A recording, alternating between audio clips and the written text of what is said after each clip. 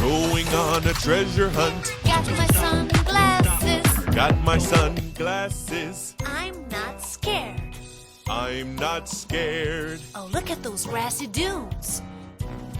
They're so tall. Can't go over it. We can't go over it. We can't. All right, first I want to show y'all my little bottle thing, my bottle sprayer. Okay, I put my Scooby-Doo stickers on my bottle sprayer, Zoinks, the Mystery Machine, we got Scooby-Doo right there, and the Mystery Machine again, and then we got Scooby-Doo on the back. So how y'all like that? That's my sprayer. When I go out, I'm going to use the sprayer. The Scooby Sprayer. That's the name of it. The Scooby Sprayer. Alright, y'all. These are my carousel horses that I have found in my dump digs. That one right there is the best one. I found it the other day. And it wasn't even faded out like the rest of them. These are plastics right here, but they're still carousel.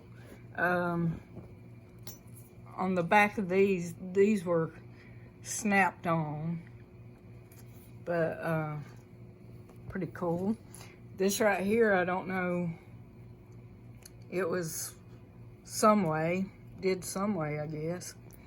And that one, I think, that may not be a carousel horse. I don't know about that one. But this one too is a carousel. These, let's see.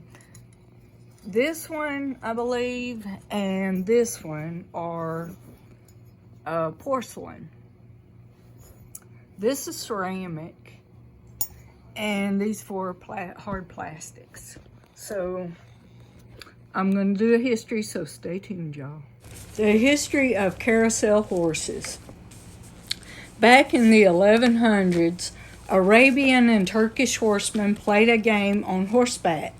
They took it very seriously.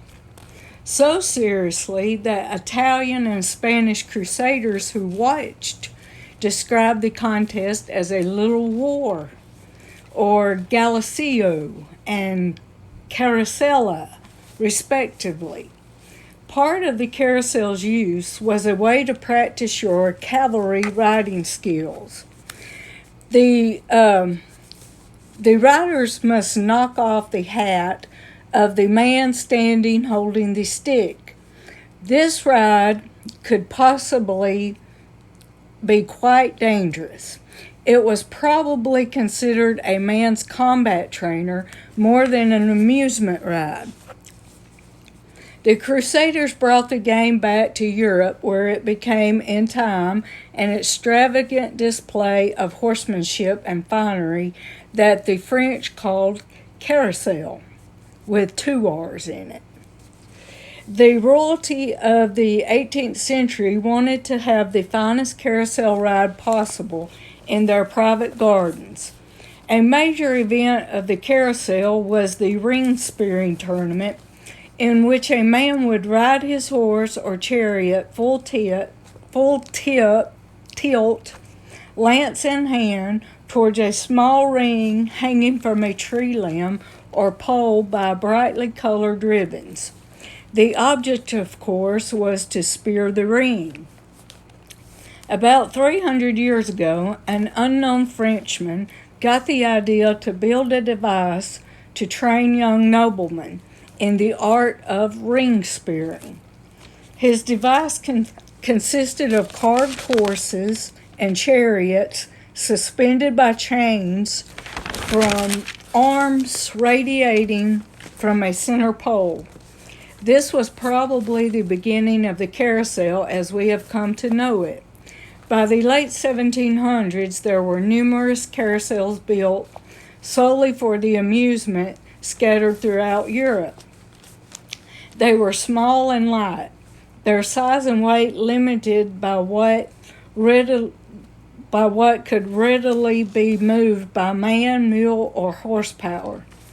These limitations were removed with the invention of the steam engine.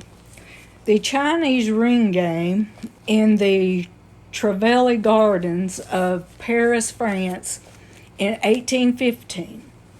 The sticks used earlier to knock off a man's hat are replaced by the grabbing of rings, showing the evolution of the cavalry practice. The carousels were originally designed to do what the carousels were originally designed to do. This was a person-powered ride. The Americans of 1869 showed their ability to innovate by adapting the recently invented bicycle to power a carousel ride. The earliest European carousels were small, crude, and often hand-built as a family enterprise. It was the Industrial Revolution of the 1880s that introduced steam power and marked the migration of people from rural areas to cities, making amusement parks and large, elaborate carousels as profitable investment. When the power of steam was applied to carousels, the elaborate machines we think of became possible. This was an industry, and carnival operators and amusement parks were the customers, often called trolley parks. Most early amusement parks were built by the local streetcar companies looking for evening and weekend traffic. An old carousel legend says that there is a led horse on every carousel. The way to find the led horse is to look for the biggest, most beautifully decorated horse. Usually this horse is a war horse or a military horse. Another way to find the led horse can only be used if there is a chariot on the carousel. The led horse is the first horse right behind the chariot on the outside of the platform. Another great addition was the fact that the new carousels added sound to the carousel ride experience. Using a pipe organ, music was played with the help of steam from the engine blowing through the pipes. As carousels evolved, roofs were attached.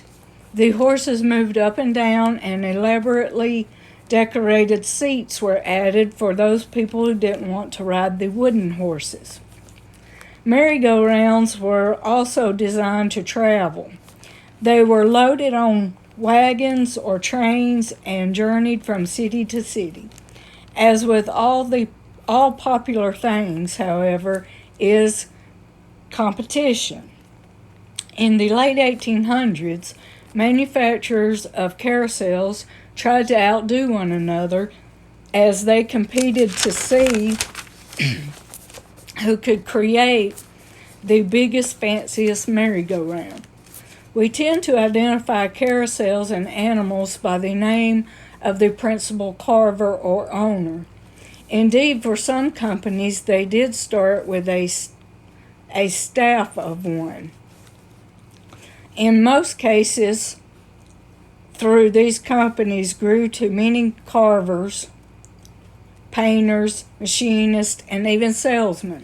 Horses and chariots would be created by a staff of carvers, with the master carvers doing the heads and detail on the outside animals, and the apprentice carvers working on gluing up the wood, carving the legs and bodies, and honing their skills on the simpler inside row animals.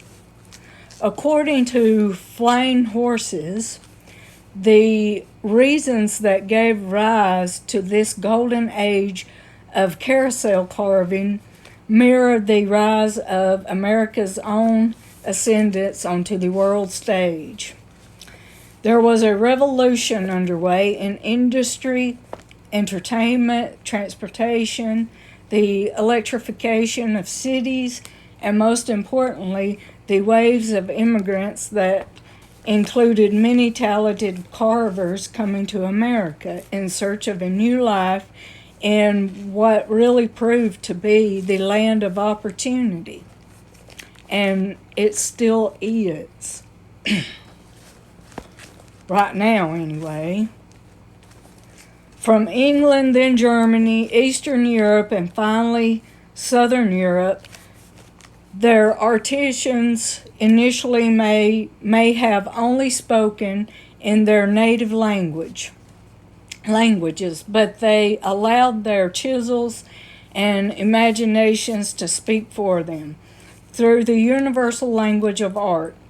Each of the major carvers has a compelling story to tell, and we wanted to relate as many of those stories as possible. Mela said, "We've written Flying Horses so general readers can enjoy it as much as specialists."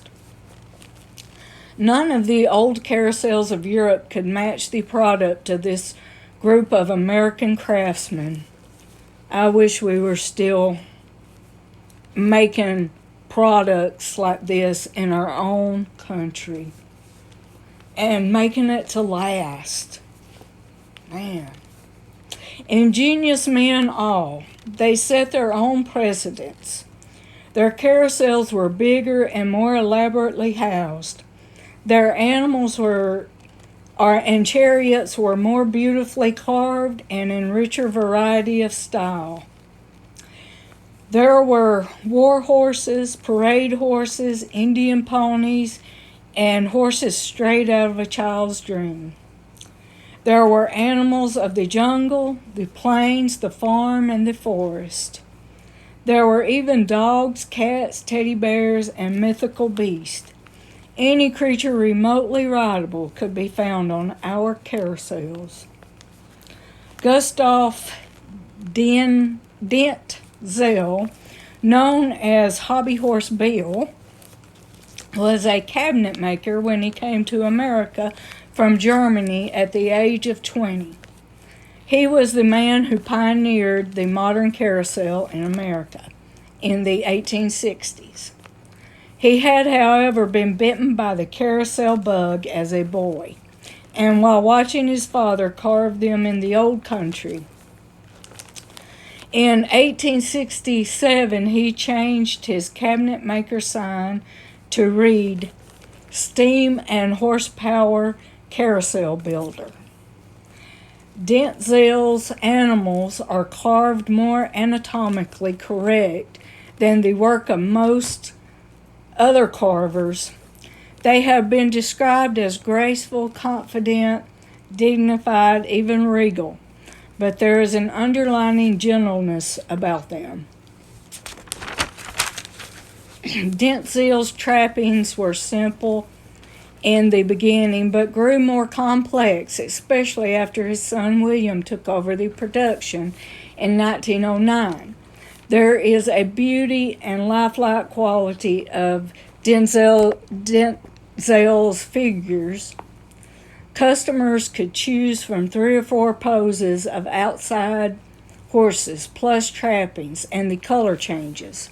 Gustav Dentzel immigrated from Germany and was one of the earlier carousel builders. The company was carousels tend to be large park machines with a mixture of horses and other animals. The animals are realistic and well carved. Although the company carved over a long period of time, the style of horses remained remarkably consistent, with very few style changes after 1900. Gustav Dentzel died in 1909 and was succeeded by his son William. The company closed upon the death of William in 1928. There were many more carousel carvers and builders that are well known in carousel history, but I'm not going to go into them right now. if y'all want to, y'all can go look them up if you're interested. I thought this was very interesting history right here. So, hope you enjoyed. See you later.